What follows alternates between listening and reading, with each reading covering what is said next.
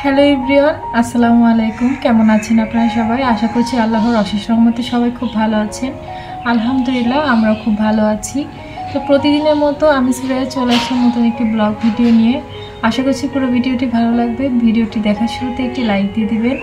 তো চলুন সারাদিন কী কাজ করলাম না করলাম সেগুলো আপনাদের সঙ্গে আজকে শেয়ার করি। পুরো ভিডিওটি দেখে আসি। আপনাদের ভাইয়া যেহেতু বৃহস্পতিবারে কালকে চলে গিয়েছে, আর এটা শুক্রবারে আমি এই ভিডিওটা এডিট করছি। এটা বুধবারের ভিডিও। তো বুধবারে একটু মার্কেটে যাব টুকটাক কিছু কেনাকাটা করার জন্য। তো আপনাদের ভাইয়া যেহেতু চলে যাবে বৃহস্পতিবারে, সেজন্য বেরিয়ে পড়লাম। তো এখানে কিছু আংটি দেখছিলাম, আপনাদের ভাইয়ের জন্য একটা আংটি বানাতে দেব। তো এই তো আমরা কিন্তু মার্কেট করে চলে এসেছি।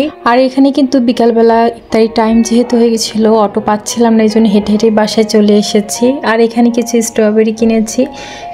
স্ট্রবেরিগুলো মোটামুটি ভালো ছিল, বেশি একটা ভালো সেটা বলবো না।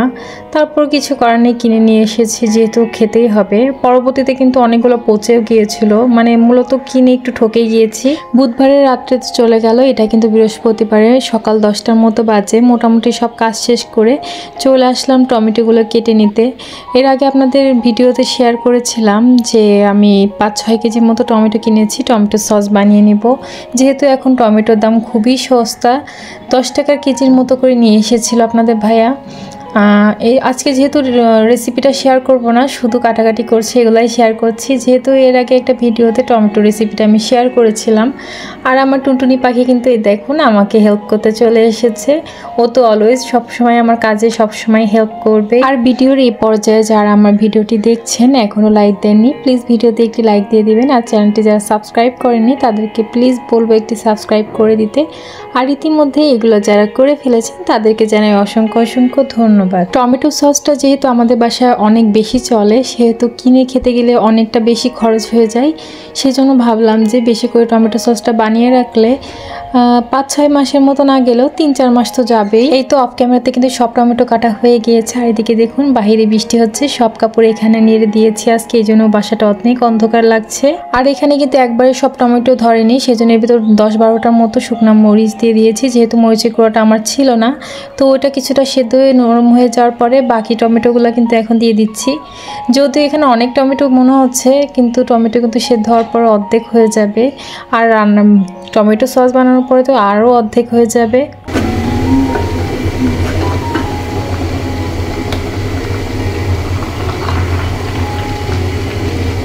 5 মিনিট জাল দেওয়ার পরে দেখুন কতটা সুন্দর পানি উঠে গিয়েছে। আমি কিন্তু এখানে একটুও পানি ব্যবহার করিনি, যা পানি উঠেছে সব টমেটোর পানি।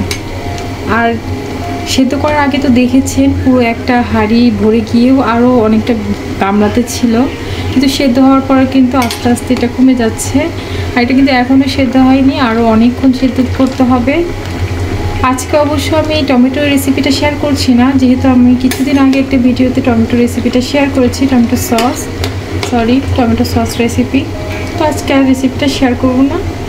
তো এখন এটা সেদ্ধ হতে থাক, আমি বাকি কাজকর্ম একটু সেরে নিই।